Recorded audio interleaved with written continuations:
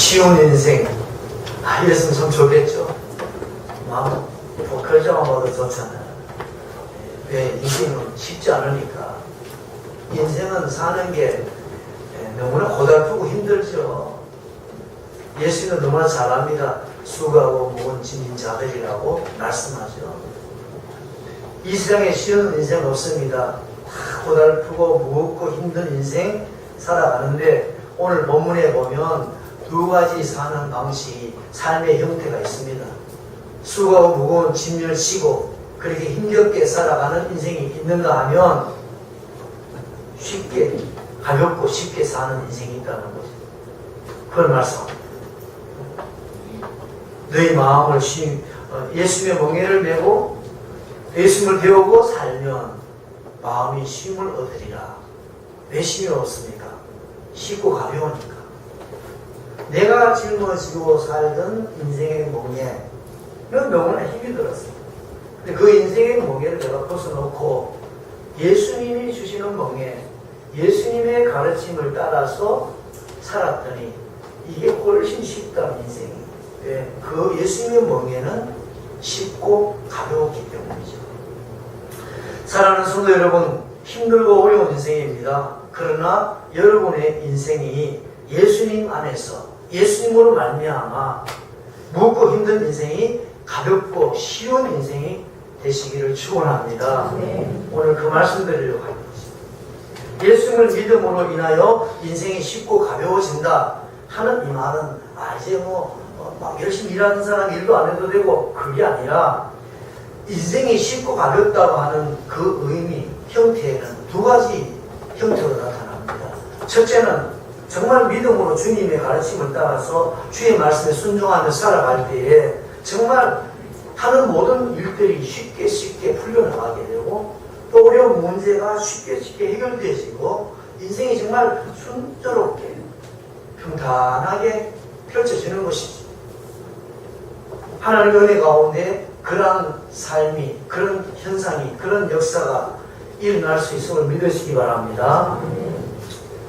두 번째로 쉽다는 개념은 힘들어요. 그대로 힘듭니다. 정말 힘들고 어렵습니다. 또 그리고 뭔가 하는 일들이 마음대로, 내 뜻대로 잘 이루어지지 않을 수도 있어요.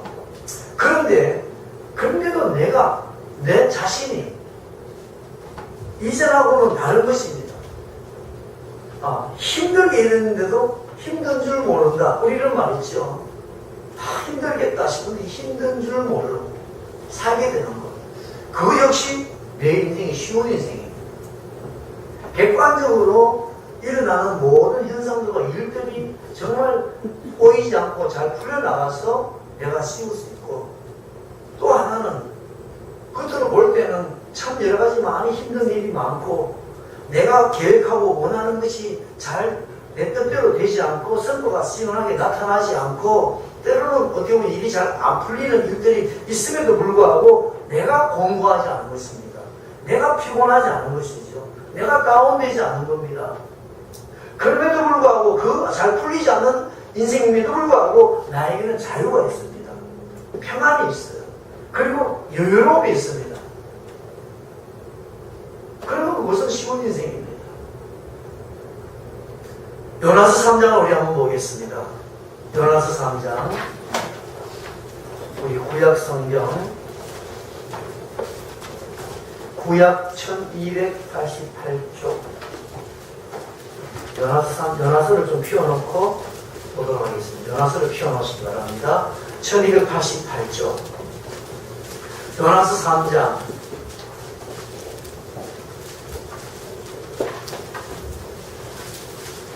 3절 하나 읽어보겠습니다. 요나가 여호와의 말씀대로 일어나서 니느웨로 가니라. 니느웨는 사흘 동안 걸릴 만큼 하나님 앞에 큰 소문이 있더라. 니느웨에서는 사흘은 걸어야 한 바퀴 돌만한 큰 성읍이 있어요. 옛날에 고대 도시로서는 큰 성입니다. 그런데 요나가 하루 동안, 4절에 오면 하루 동안 하나님께서 그 니느웨 성 사람들을 구원하도록, 하나님 그들에게 복음을 전하도록 명령하셔서 그 명령을 따라서 요나가 하루길 갔다 그랬죠. 하루 동안. 하루 동안 걸을 만큼 성읍에 들어가서 외치면서 복음을 전했는데 결과는 어떻게 됐느냐? 5절 말씀 읽어볼까요? 5절요. 니느웨 사람들이 하나님을 믿고 금식을 선포하고 높고 낮은 자를 막론하고 붉은 벼옷을 입은지라. 그 큰 성읍에 사흘 좀 돌아야 되는 성읍을 한 30바퀴, 한 300바퀴 돌면서 열심히 전도해서 그 성사람들이 다 돌아와도 이건 대단한 일입니다. 그런데 사흘을 돌아야 한 바퀴 도는데 하루 정도 걸어갔으니까 한 바퀴도 안 돌았어요.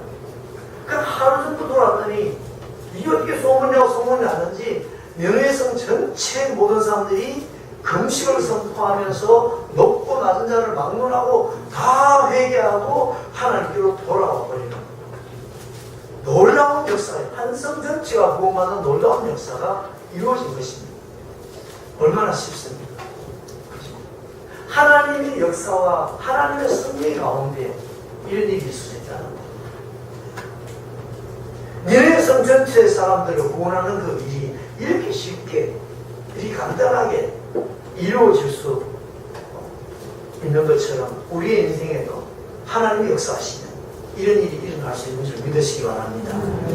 성경을 보면 결국 이 사건뿐만 아니라 성경에 일어나는 크고 놀라운 많은 일들, 그리고 여러 가지 많은 어려운 난제들, 위기들이 가만히 보면 너무나 간단하고 너무나 쉽고 간단하게 해결됐다는 거죠. 자, 홍해가 어떻게 갈라졌습니까? 홍해는 이스라엘 민족을 다 막아 죽을 수밖에 없는 멸망의 위기 가운데 그 위기가 바로 홍해의 위기입니다. 앞에는 홍해 바다가 있고 뒤에 구대처가 있는데, 그리고 홍해가 쭉 갈라져서 이스라엘들 한 사람 다치지 않고 다 건너고 적들은 다 망했습니다. 이 사건이 어떻게 이루어졌죠? 간단하게 모세가 지팡이 하는 데 의해서 이 일은 벌어졌습니다. 자, 이스라엘인들이 이제 광야로 와서 요단강을 건너 가나안 땅으로 들어가야 되는데 그 요단강 200만 명이 되는 사람들이 그 요단강을 건너는 그 일이 쉽습니까? 얼마나 힘든 일입니까? 그런데 간단하게 됐습니다. 이 세 사람들이 법궤를 메고 제사장 12명의 그 레위인들이 그 법궤를 메고 그냥 강물에 들어가서 발목 쭉 잠기도록 들어가니까 강이 쭉 갈라져 버렸어요. 그래서 다 깨끗하게 건너갔습니다. 38년 된 병자 어떻게 치료받았습니까? 예수님 만나고 예수님께서 그냥 자리를 들고 걸어가라 그 말씀 한마디 듣고 그냥 그 시간부터 나았습니다. 12년 동안 혈루병을 앓던 여인이 어떻게 나았습니까? 12년 동안 아팠습니다. 12년 동안 안 해본 거 없이 다 했습니다. 재산을 다 탕진하면서 온갖 치료를 받고 온갖 의사를 다 만나고 백방을 할 수 있는 걸 다 해봤습니다. 12년 동안 앓던 그 혈루증 앓던 그 병이 어떻게 나았습니까? 예수님 옷자락을 붙잡으면서 한순간에 깨끗이 낫고 말았습니다. 너무나 쉽죠? 그거는 하나도 쉬운 일이 없습니다. 그거는 하나도 절대로 극복될 수 있는 간단한 문제가 아닌데 성경은 너무나 간단하게 그것이 깨끗하고 완벽하게 해결되는 걸 계속 우리에게 말씀해 주고 있습니다. 뭘 말하고 싶습니까? 옛날에 이런 기적이 있었단다.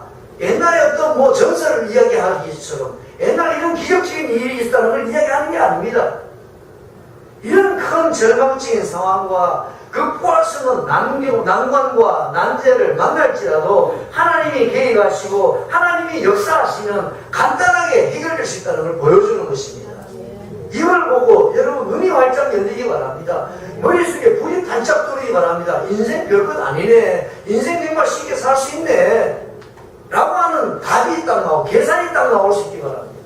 세상의 것은 우리가 너무나 계산이 빠르죠. 아, 이러면 저러면 얼마가 남겠고 어떻게 되겠구나. 눈을 알면서 성경을 보면서 도무지 그런 계산이 안 나옵니다. 영적으로 깨어서 성경 보면 이미 해답이 딱 나오고 내 인생에 대한 전망이 나오고 아, 이렇게 살면 되겠구나 라는 것이 성경에 있는 그 이야기들이 내 삶에 실제로 살아가는 삶의 현장에서 적용되고 연결되기를 바랍니다.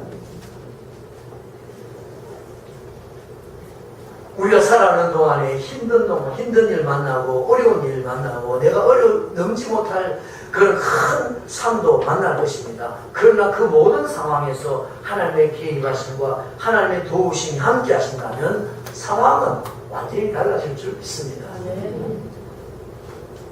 홍해가 갈라지는 것은 기적도 일어날 수 있고 정말 혈성같은 여인이 그 시간부터 나는 것처럼 나는 기적도 일어날 수 있고 아니면 이것 때문에 나는 죽고만 싶어 내 인생은 끝이야 희망도 없이 그저 그냥 살아있으니까 죽지 못해서 사는 그 인생이 어느 날 하나님의 은혜가 하나님께서 내 인생에 찾아와시고 개입하시면 살만한 인생으로 바뀝니다. 내 표정이 달라지고 나도 한번 해보지 않은 소망을 가지고 도전하고 꿈을 가지고 도전하는 180도 변화된 인생이 될 줄 믿습니다. 여러분 힘들고 어려울 때 사업을 하든지 직장생활 하든지 내가 정말 힘들고 어려울 때 좀 힘있는 넉넉한 좋은 친구가 있어서 여러분 한 도움만 도와줘도 인생이 얼마나 쉬워지겠어요. 이렇게 어려울 때 누가 조금만 도와주면 얼마나 우리가 정말 인생이 훨씬 쉬워질 것입니다. 근데 여러분 하나님은 능력 있는 친구보다도 훨씬 더 능력이 많습니다. 여러분이 알고 있는 그 친구가 조금만 도와줘도 하는 그 친구보다 하나님 훨씬 더 부유하신 분입니다. 훨씬 더 지혜로우신 분입니다. 그런데 그 친구가 좋아서 나하고 친하니까 언제든 내가 부탁하면 도와줄 것 같은 그런 친구랄지라도 그 친구보다도 훨씬 더 하나님은 여러분을 도와주기를 원하시고 거절하지 아니하시고 친구에게 부탁해서 친구가 나를 돕도록 만드는 것보다도 훨씬 더 쉽게 하나님의 도움을 받을 수 있는 나를 도와주실 분이라는 걸 믿으시기 바랍니다. 이 하나님을 안 수고하겠어요? 이 하나님을 왜 사용하지 않습니까? 이 주님의 이름을 왜 부르지 않습니까? 찬송도 많이 부르고 기도도 많이 하는데요. 정말 여러분이 인생 가운데 삶의 현장에서 주의 이름을 부르는지 자신 한번 진지하게 돌아보시기 바랍니다. 주님은 분명히 말씀하고 있습니다. 다 내게로 오라. 내가 쉬게 해주겠다. 너는 내게 구하라. 그리고 내가 시행하겠다고 말씀하고 있습니다. 정말 구합니까? 오늘 제가 고민하고 싶은 것은 하나님과 함께 인생을 한번 살아보시라는 것입니다. 하나님과 함께 하나님을 배제시키지 말고 가정상에 살하든지 사업을 하든지 또 아니면 직장생활을 하든지 공부를 하든지 무슨 일을 하든지 하나님과 함께 하시라는 거죠. 고민하는 자리에 하나님과 함께 고민하고 하나님과 함께 고민하고 하나님께 묻고 하나님 도움을 구하고 하나님 지도를 구하고 실제로 답답하니까 한번 기도 한번 하고 내가 하나님께 구했다 그게 아니고 함께 살라는 거죠. 함께. 그렇게 살아가면 반드시 여러분의 인생이 쉬운 인생 될 줄 믿습니다. 더 많은 여유가 생길 것입니다.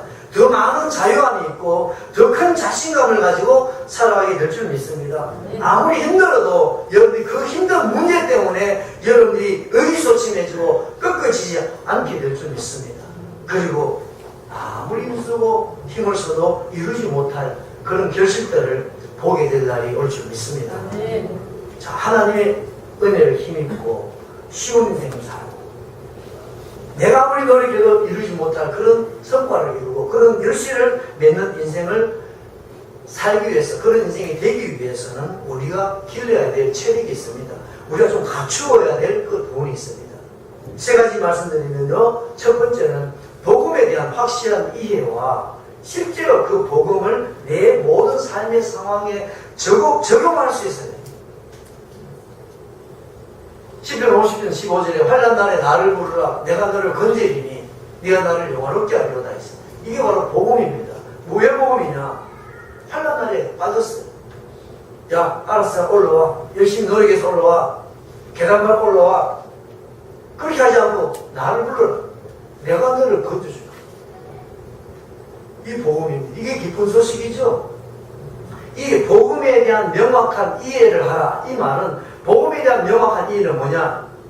하나님께서 내가 감당하지 못할 내 인생의 모든 문제 속에서 하나님 나를 능히 건지시고 도와주신다는 것을 확실히 믿는 겁니다.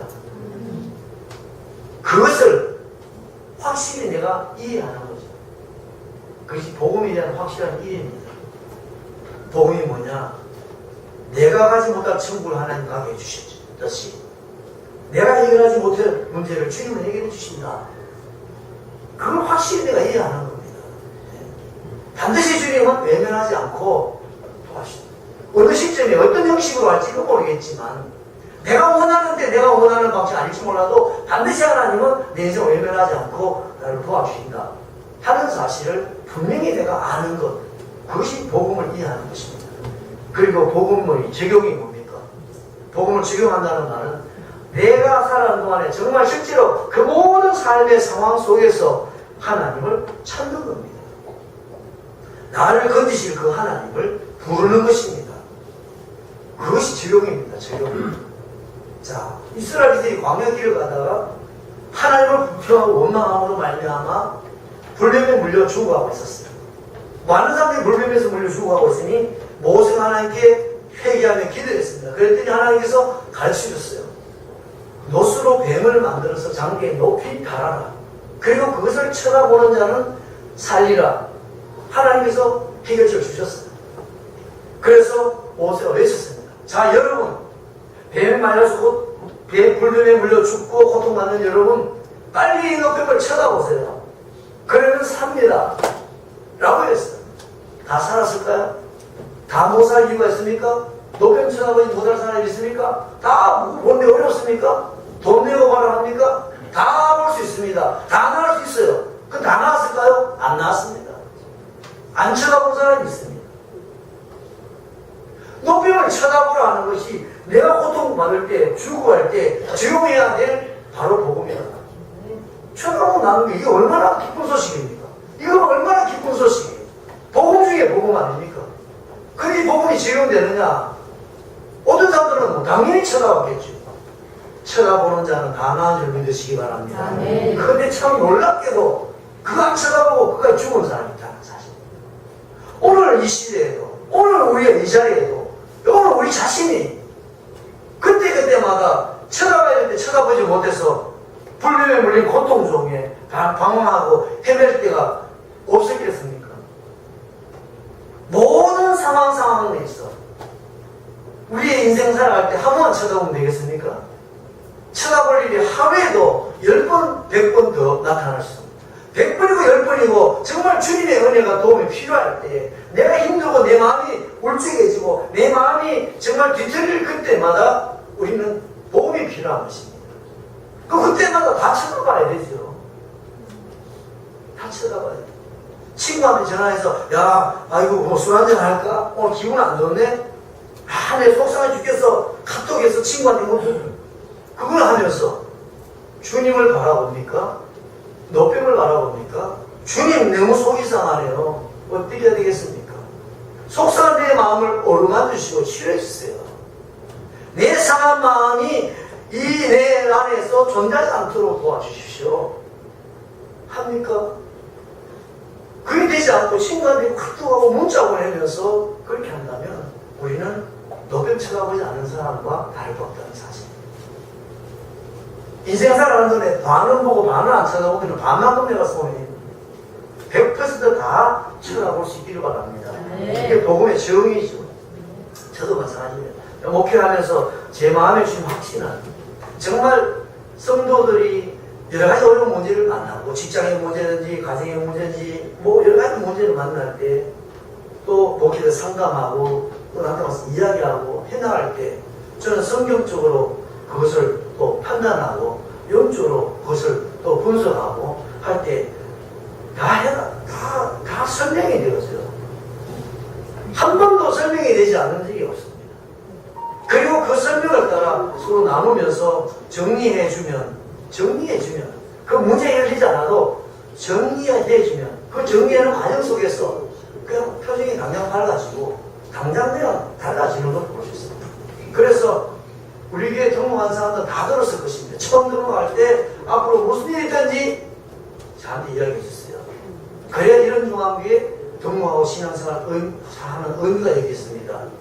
이런 중앙교회 등록에 신앙생활 하면서 힘들고 어려울 때 고민될 때 나도 의논하지 않으면 이런 중앙교회 등록한 사람 사람이 별 의미가 없다 이런 얘기를 많이 합니다. 그런데 그러면서 지금 뭐 25년 동안 이렇게 나오면서 제 마음에 항상 불만과 아쉬움이 그거예요. 잘할까요? 안 합니다. 어떤 때는 야 이제 이 정도 오랫동안 우리가 같이 신앙생활하고 오래 같이 살았으면 뭐 이야기를 충분히 잘할 수 있겠다 싶은 사람도 나중에 보면은 내가 뒤통수 맞을 때 있어요. 다른 사람은 나 모르고 또 어떤 분들은 야 이제는 뭐 나한테 뭐 자존심이고 체면이고 뭐 부끄럽고 이런 거 안 할 정도가 강이 됐다라고 싶은 생각 드는데 제자 훈련도 하고 했는데도 벌써 지나고 보면 힘들고 어려울 때는 저를 스득스득 안 찾아지더라고요. 그게 참 그러니까 오히려 어떻게 보면 오히려 나쁘게 되는 거예요. 이게 제가 뭐 권위적입니까? 저는 좀 그죠? 제가 여러분 만만하지 않습니까? 그런데도 불구하고 힘들고 어려울 때 또 무슨 뭐 고민 있을 때 선뜻은 저한테 이야기 안 해주면 정말 주님 복음의 적용이 어려울 수 있다. 눈에 보이는 당장 내가 말하면 되고 전화하면 들어줄 목사한테도 이렇게 쉽게 잘 안 되는데 눈에 보이는 주님이 그때 금방금방 바라봐지고 찾아진다는 게 쉽지 않은 일입니다. 다 모르는 사람은 어디 있겠어요. 어려울 때 주님 찾아야 되고 그런데 그게 다 아사가 된다는 사실입니다. 그래서 여러분 정말 쉬운 인생 되고 싶으면 이것이 생활화되고 습관화되기 바랍니다. 힘들고 어려운 일 만날 때 바로 주님을 찾는 것. 네. 그 복음을 내 삶 속에 적용시키는 것입니다. 무조건 화가 나고 큰 위기를 만날 때 주님 바로 나와세요.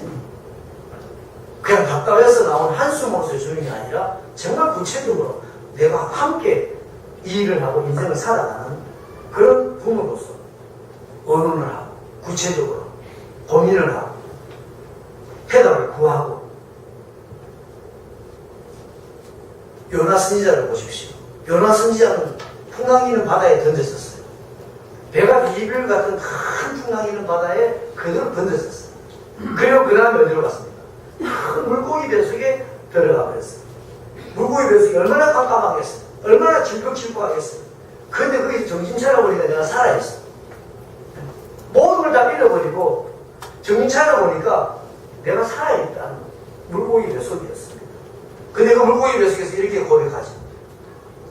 2장 2절을 보면 요나서 2장 2절 같이 읽어봅시다. 이르되 내가 받는 고난으로 말미암아 여호와께 불러아뢰었더니 아멘. 거기까지만요. 내가 받는 고난으로 말미암아 여호와께 불러아뢰었다니 내가 소울의 뱃속에서 부르짖었더니 이게 복음의 적용입니다. 간단하지 않습니까? 어렵습니까? 내가 받는 고난 때문에 하나님을 불렀습니다. 친구 안 부르고 아버지 안 부르고 선배 안 부르고 내가 소울의 뱃속에서 부르짖어 주님께 부르짖었습니다. 이것이 복음의 적용입니다. 내가 부르짖으면 주님이 나를 건져주시고 주님은 나를 어땠니 나를 살릴 수 있고 건질 수 있는 분이라는 사실을 확실히 알고 복음을 분명히 이해하고 나는 그 복음의 은혜를 입은 자라는 사실도 분명히 내가 알고 그러니 이때 고난으로 말미암아 고난 당할 때에 큰 환난과 이게 빠졌을 때 놓치지 않고 타이밍 놓치지 않고 주님을 부르는 것 주님 부르는 것 어렵습니까? 쉽죠. 다 할 수 있습니다. 그런데 주님 안 부르는 사람 많습니다. 주님 안 부르고 주님 안 부르고 불평 나오고 주님 부르기 전에 낙심부터 하고 주님 부르기 전에 나는 이제 망했다 그런 말부터 먼저 하고 주님 부르기 전에 친구 먼저 찾아보고 뭐 다른 거 없나 뭐 좀 붙잡을 거 없나 조금만 내 도움 받을 데 없나 열심히 찾습니다. 그럼 주님은 안 찾습니다. 안 찾는 경우가 있단 말이죠. 요나 선지자가 그 상황에서 회복할 수 없는 상태에서 다시 살아날 수 있었던 것은 그 물고기 뱃속에서 복음을 굳게 확신하고 자기의 현실에 적용한 겁니다. 저게 뭡니까? 고난으로 말미암아 주님을 부르는 겁니다. 환난 날에 나를 불러라. 그것이 적용입니다. 하나님을 내 삶 속에 적용시키는 것입니다. 내 인생의 환난 중에 주님을 끌어들이는 것입니다. 그것만이 사는 길인 줄 믿으시기 바랍니다. 여호와를 불러 아뢰는 건 여호와께 부르시는 것까지가 내 할 일입니다. 거기까지 하면 그 다음에는 하나님이 일하신다는 걸 믿으시기 바랍니다. 그래서 내 인생의 문제가 해결되어지고 내 인생이 더 선한 길로 나아가게 된다면 그것이 쉬운 인생이죠.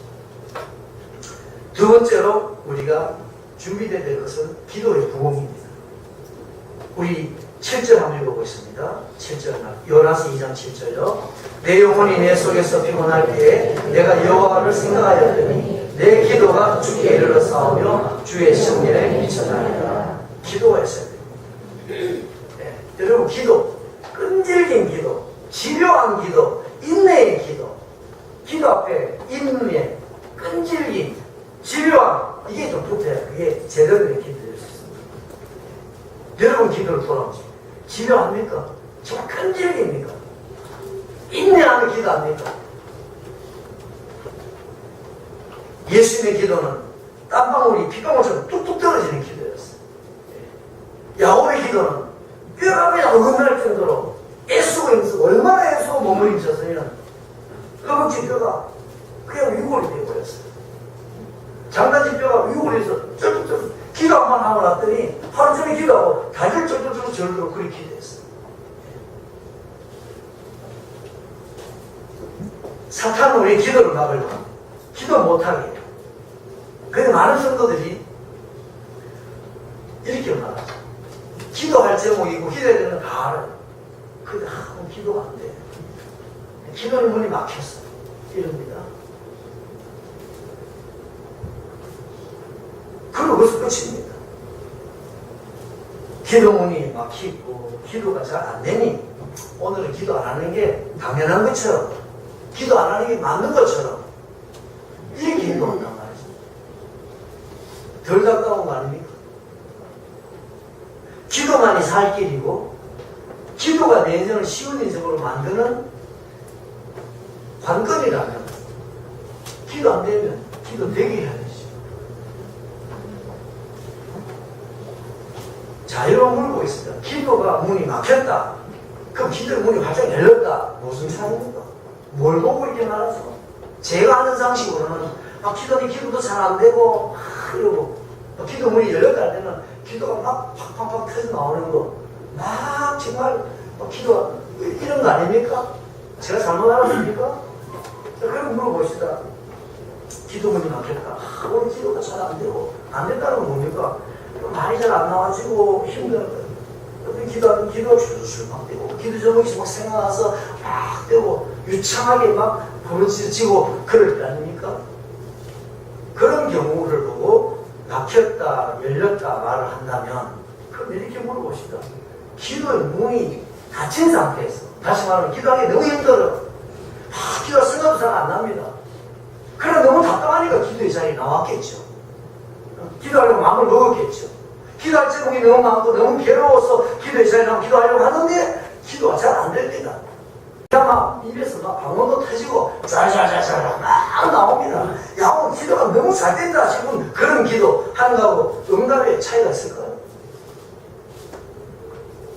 응답의 차이가 있겠냐고요. 기도하는 나의 입장에서는 두 가지의 기도 형태는 너무나 다릅니다. 막 마음이 너무 시원해지고 막 그렇겠죠. 너무 답답합니다. 그러나 그 기도를 응답하시는 분은 주님이신데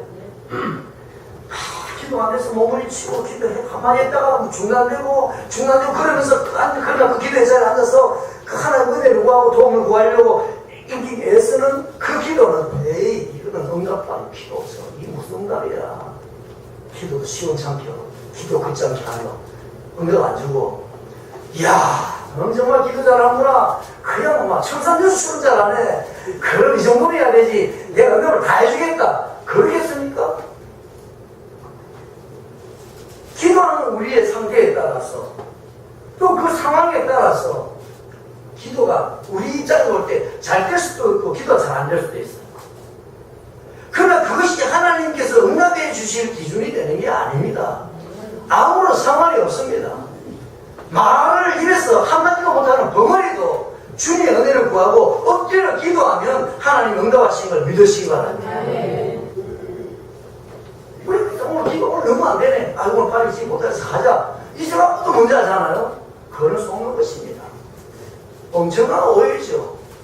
어쩌면 여러분이 만약에 하나님의 입장이 돼서, 아니 여러분 부모의 입장에서 그 자식이 있는데 한 자식은 와서 뭐 자기 사진 다 이야기하고 필요한 다 이야기하고 막 슬픔이 있게 다 합니다. 또 한 자식은 분명히 문제가 있는데 내가 다 알고 있는데, 아니 이 자식보다 이놈이 더 큰 문제가 더 크고 건데 앞에서 말을 못하는 거예요. 배웠는지 다 알고 있는데 말을 못하는 겁니다. 눈물만 흘리고 숨도 제대로 못 쉬고 답답해할 때 너는 이놈 자식 말도 한번 제대로 못했으니까 가! 하겠습니까? 여러분, 기도의 문이 막힌다 열린다 이런 생각을 버리기 바랍니다. 그건 내 기분이 부립니다. 응답하고 아무 상관이 없어요. 예수님은 땀방울이 휘ong을 쳐서 떨어지도록 기도했습니다. 엘리야는 머리를 무릎의 사이에 넣고 가면서 기도했어요. 사람 보고 야 기도 한번 하고 가봐 뭐 변화가 있냐 뭐 나타나는 겁니다. 가보니 없어요. 또 보니 없어요. 또 보니 없어. 엘리야는 그때 뭐라고 했느냐, 아이고 안 되는가 보다, 오늘 기도 안 되는가 보다가 아니라 야 7번까지 가. 7번까지 가라는 것은 끝까지 간다는 것입니다. 이게 지루한 기도고 끈질긴 기도고 인내의 기도입니다. 기도의 선물을 거는 것입니다. 기도 외에 할 게 뭐 있습니까? 기도가 할 거 없잖아요. 여러분 기도밖에 할 게 없어서 기도하러 왔으면 기도를 끝까지 해야 되는 거죠. 그 자리를 내가 지키고 선물을 봐야 되는 것이죠. 그런 기도, 그런 기도의 부흥이, 그런 기도의 열정이 있어야 될 줄 믿습니다. 그럴 때 여러분 인생은 쉬워지기 시작할 것입니다. 여러분 기도는 그런 기도의 능력과 그런 기도의 용사가 될 때 여러분 앞에 어떤 문제를 만날지라도 그것은 여러분에게 결코 여러분 인생을 짓누르고 여러분을 좌절하게 만들 수 있는 문제가 될 수가 없습니다. 우습게 보겠죠. 다윗이 골리앗을 우습게 보죠. 마지막으로 예배의 부흥입니다. 9절 읽어볼게요. 2장 9절. 나는 감사하는 목소리로 주께 제사를 드리며 나의 소원을 주께 갚겠나이다. 요나는 물고기 뱃속에서 바로 예배를 생각했습니다. 주께 이미 감사하고 제사를 드리고 제사 드린 자리를 아니죠. 여러분 쉬운 인생의 핵심이 뭡니까? 그 하나님과 함께 사는 것, 하나님을 만나는 것, 하나님의 지도를 받고 하나님이 개입하시고 하는 것인데, 그 하나님과의 만남의 장소와 만남의 시간이 예배입니다. 기도를 통해서 하나님 만날 수 있어요? 아니, 길을 가다가도 하나님 만날 수 있죠. 운전하면서도 하나님을 만날 수 있습니다. 일하는 중에도 하나님 만날 수 있어요.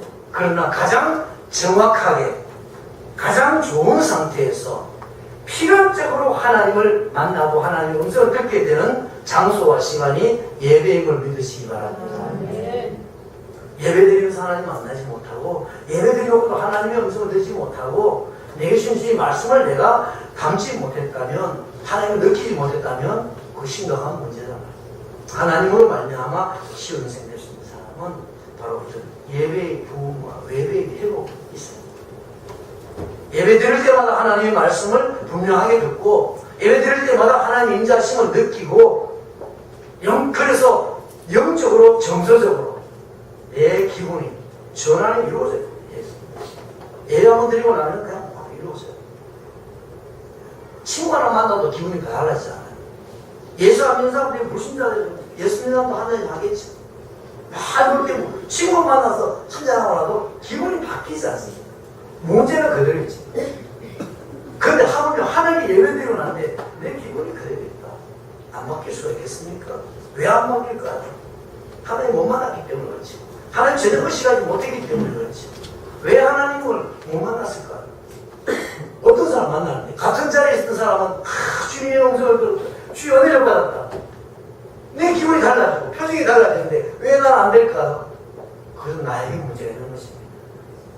예배 회복은, 예배 구원은 뭐 막연하게 뭐 어디 산에 가서 사실 뭐 금식하고 와야 되는 거 아닙니다. 성경에 기록되어 있습니다. 이미. 성경에 기록된 영적인 원리, 그 현상을 아주 이성적으로 우리가 정리하면 됩니다. 성경에 하나님 예배한 자를 찾으시느니라, 뒤에 사람이 예를 물어보면 나도 그게 있다고 말했어. 그럼 우리 있으면 있는 줄 알아야 돼요. 내가 있는 줄 알고 있는 줄 믿고, 오늘 수고되는 말씀이 목사님 말씀이 아니라 하나님이 내게 주시는 말씀이라면 그 사람은 갈 때 하나님 말씀 받아갈 것입니다. 그런데 그게 정리 안 된 사람은 이미 성경에 나타난 그것을 내가 이성적으로 분명히 정리하고 내가 그것을 내가 받아들이지 않는 사람은 설교하는 동안에 막 눈물이 팡팡 쏟아지는지, 설교하면 마음이 뜨끈뜨끈해 있는 사람은 가면서 나 오늘 하나님의 은혜를 받았다, 하나님의 음성을 들었다 할 것이고, 막 그런 느낌이 별로 없는 사람은 그냥 이 목사 설교를 듣고 갈 것입니다. 설교는 하나님 말씀을 믿으시기 바랍니다. 설교는 나에게 주시는 주의 음성인 줄 들으시기 바랍니다. 오늘 설교 잘 듣고 갔다가 아니라 오늘 내가 하나님의 음성을 듣고 갔다, 이렇게 말하시기 바랍니다. 앞으로 뭐 항상 갈 때 그렇게 생각하시기 바랍니다. 그러면 예배 드릴 때마다 여러분은 하나님의 음성을 들을 것이고, 예배 드릴 때마다 하나님이 여러분 인생에 구체적으로 지도하시고 가르치는 진리를 깨닫고 알게 될 것입니다. 그리고 하나님이 임재해 계시는 것입니다. 그리고 하나님 찬양할 때 반드시 여러분 주님을 느끼게 될 것입니다. 그런 예배를 드리고 갈 때, 올 때와 갈 때 여러분 마음은 분명히 달라질 줄 믿습니다. 말씀 마칩니다. 우리 인생을 하나님께서 살아주시고, 하나님에 의해서 내 인생이 새로 세워지고 쉬운 인생이 사는 그런 사람 되려고 하면 최소한 뭐가 필요합니까? 하나님과 그래도 동일한 가치관을 가지고 하나님과 공감되어지는 그런 정서가 되어야 됩니다. 근데 요나 선지자는 그렇지 못했어요. 우리 4장 한번 봅시다. 요나서 4장. 요나서 4장. 요나서는 앞에 불평이 많아요. 안 갑니다. 뭐 불평하고 니네 사람 망해야 됩니다. 불평하고 뭐 불평했는데 6절 하반절에 보면 요나가 박능쿨로 말미암아 크게 기뻐했다. 요나가 크게 기뻐한 일이 생겼어요. 예, 크게 기뻐했습니다. 보통 기뻐한 게 크게 기뻐했어요. 뭐 때문에? 박능쿨 때문에. 그런데 이 박능쿨이 죽어버렸어요. 박능쿨 죽고 나니까 요나가 뭐라냐면 8절 하반절에 보면 사는 것보다 죽는 것이 내게 낫다. 박능쿨을 이만큼 귀하게 됐어. 박능쿨을 이만큼 기뻐했어. 박능쿨이 요나에게 너무너무 귀했습니다. 그래서 박능쿨이 어느 날 하룻밤에 태어난 박능쿨이 없어지니까 난 차라리 죽는 게 낫겠다, 이렇게 말합니다. 그래서 하나님께서 요나는 박능쿨을 이렇게 기뻐하고 이렇게 귀하게 여기고 하는 사람이었습니다. 근데 하나님은 어떤 분이냐? 하나님은 박능쿨 같은 거는 하룻밤에 피했다가 지난 풀에 불과합니다. 하나님이 귀하게 여기고 하나님 기뻐하시는 것은 니느웨 성에 사는 좌우를 분별하지 못하는 니느웨 성에 사는 영혼들이었습니다. 11절에 보면 이 큰 성읍 니느웨에는 좌우를 분별하지 못하는 자가 12만 명. 그 합수수학자들은 좌우를 분별하지 못하는 자라 했으니까 어린아이들만 12만 명이 된다, 이런 말이죠. 가축도 많이 있잖아요. 내가 이걸 어찌 아끼지 않겠느냐? 하나님이 아끼는 것은 니느웨 성의 영혼들이었습니다. 이걸 귀하게 여겼습니다. 이 돌아보면 하나님 기뻐하였습니다. 니느웨는 아무 상관없어요. 니느웨 요나의 기쁨은 박능쿨이었습니다. 박능쿨 없었다고 죽는 게 낫다고 아우성치였어요. 이것이 요나의 문제지. 하나님과 동행하고 살아가고 하나님의 공급하신 힘으로 말미암아 세상을 승리하고 이 세상에서 정말 승리하는 인생 살기를 원하는 우리들이 하나님과 함께 살고 동행하고 함께 동역하고 하나님 은혜를 힘입어서 살고자 하는 내가 하나님이 기뻐하시는 것을 나도 기뻐하고 하나님이 귀하게 여기는 걸 나도 귀하게 여기는 것이 당연한 것입니다. 여러분은 무엇을 기뻐합니까? 무엇을 소중하게 여깁니까? 무엇이 1번입니까? 하나님께서 우리를 아끼고 기뻐해 주십니다. 우리도 하나님이 기뻐하시는 것을 기뻐하고 귀하게 여기고 아끼는 그런 삶을 살아서 하나님과 동행하며 하나님 은혜 가운데 살아가기에 정말 부족함이 없는 그게 하나 될 수 있는 그런 저와 여러분 되시길 바랍니다. 기도하겠습니다.